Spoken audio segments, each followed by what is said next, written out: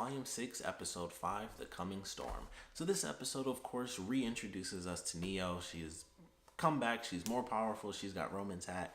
Very epic fight scene. Love the song. That's like literally the one thing to hate about all seasons of RWBY is that I hear a song, I'm like, I love that song, and the only one I'll probably hear as the season's actually still airing is like the premiere. Like that's like the only song that they actually release sometimes during the actual season. Everything else we have to wait like a super long time for the full versions to come out. But I love the song that was playing. It was basically talking about an eye for an eye and stuff like that. But Neo's return, that was super cool. She ends up fighting Cinder.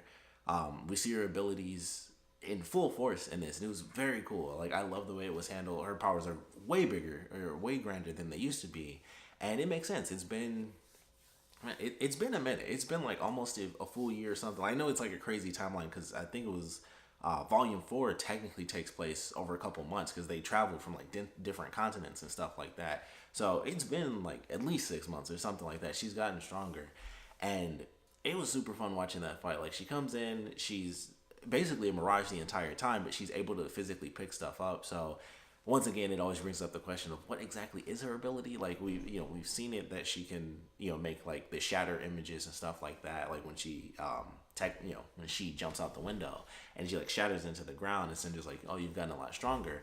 And that entire fight, we don't see the actual version of her, and I think that explains why her eyes didn't change colors as well, because that's a whole thing. And that's been the thing with her character. And I know there's something to it. I think in one way is when she's fighting, and the other half is when she's using her power. So I think I want to say if the pink is on the opposite side or I guess if the pink is on the right side, then that's her using her abilities. And if the pink is on the left side, then she's fighting. And so it stayed the same because technically that was her, producing an image the entire time. And she was pretty much using her powers, the whole way through.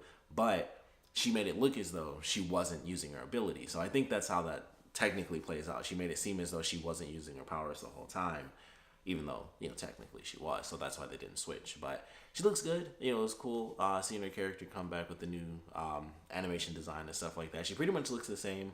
And the only thing that I really noticed that was different, aside from the super obvious stuff, like she has cuts here and there, is that they gave her like eyeshadow, and it was like a weird color to me. I thought it was an odd choice of color because it's almost like orangish green. Like it starts orange and then it fades in like a little bit of green, and I thought that looked a little weird when they did the close up.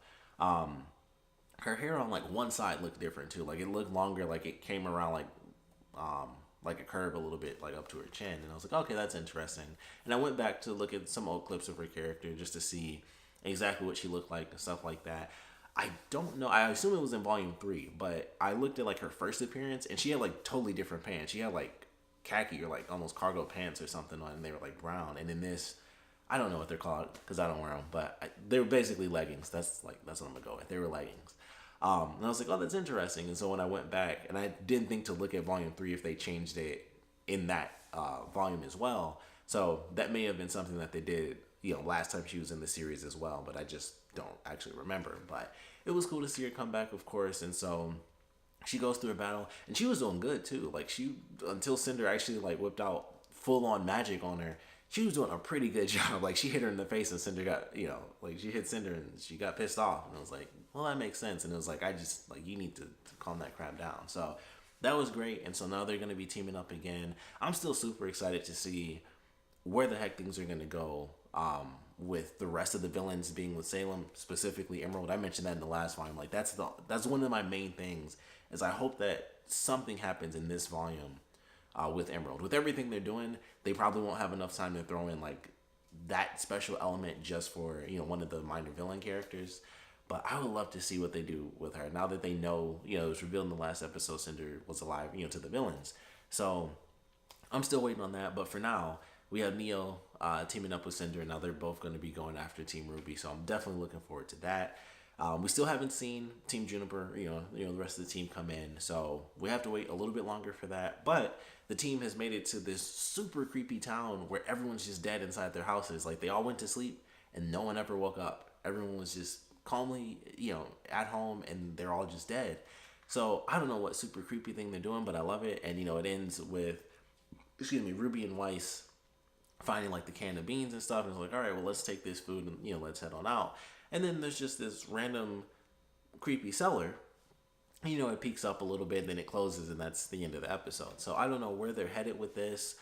I don't know if we're getting a new type of grim, or if it's going to be darker. It would be really dark if it was just an actual person, but I don't think it would be a person, because I feel like it would be more of a creature type of deal. But whatever the answer is, I'm definitely excited to figure it out, because it's very interesting to see, that this was the entire town. Like, they go into the first house, and then Crow runs around, and it's like, it's everywhere. Everyone, and I think he specifically says, like, everyone's in their bed. Everybody just kind of went to sleep.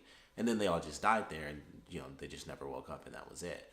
So it'll be interesting to see what the answer is for this. Obviously somebody survived, and they'll probably figure out, like, a couple of remnants of that sprinkled throughout the town. Like, oh, there was, marks here or marks there or something like that. But so far, it's kind of just been everyone's dead. We also haven't seen anywhere else too, and I feel like that was a bit of the mystery.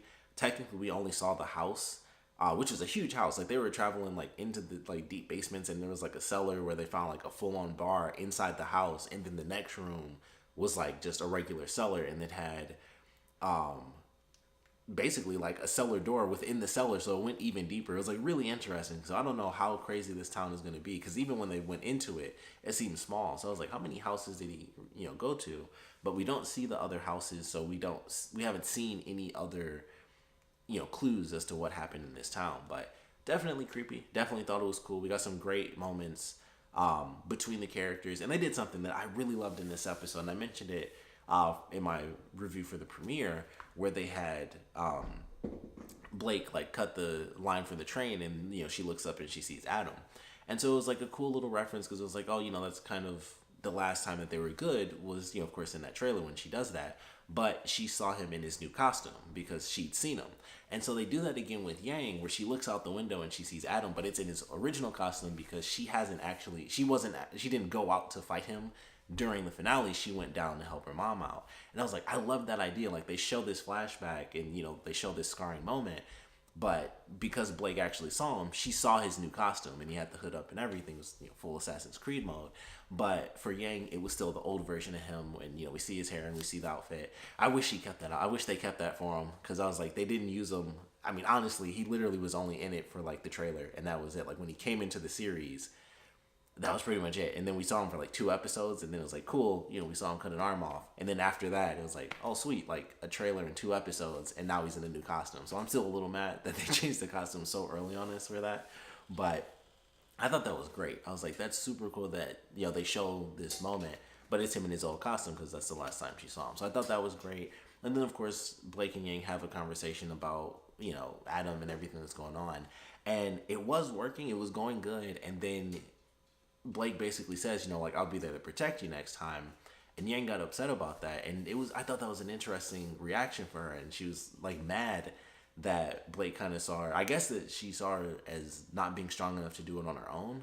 But it, I feel like it was just a miscommunication, really. Like, Blake was like, she felt like she failed as a friend because she wasn't strong enough. And then Yang she literally lost her arm. So obviously, it's like the literal thing. She wasn't strong enough to do it. So I think it kind of hit her in more ways than one, where she, it made her upset, and was like, wow, like, you feel like I need to be protected. And, that's kind of like the main thing. Her as, the power character, it makes sense that would offend her so much. So I thought that was a really good moment. And, Blake's trying, she's trying to do her thing. But I thought it was a really good moment. And then, we see RWBY and Weiss paired up, and they kind of they mostly talk about Crow and how he's real left up. So it's like, maybe we should just keep the lights off in the, in the bar.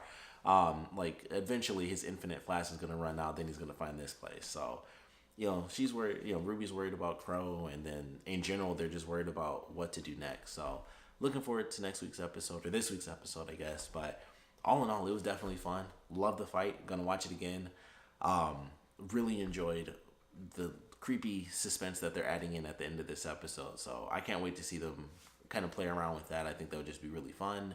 But I'm curious what it's going to be. Like, is it going to be a monster? I feel like it has to be. Otherwise, it would just be a person that's there. But they could do some really crazy stuff with that, too. But I'm looking forward to getting some answers on that one. But all in all, love this episode, of course. Would love to know what you guys thought about it. So please put your comments down in the comment section below. Let me know your favorite parts about it, least favorite parts about it. And, of course, with the creepy movie mystery thing going on, the horror themes, I would love to know your predictions. Like, what in the world is happening? what sort of thing caused the people to die. Like, I think they referenced the water, like maybe it was something in the drinking water, but once again, it was like literally everyone died at the same time. Everybody went to bed, that sort of thing. So, I doubt it's the water, but I would love to know your predictions on what in the world we're going to see. Is it going to be a new type of Grim? Just a lot of questions kind of up in the air. So I would love to know your predictions on what happened to this town, what creepy thing is going to end up attacking the team, and even your predictions on how they might defeat it. If you have like a whole scenario, even though we don't even know what monster it might be, or possibly some crazy human, we'll love to know your theories on that in general. So please put your comments down in the comment section below. And of course, thanks for watching.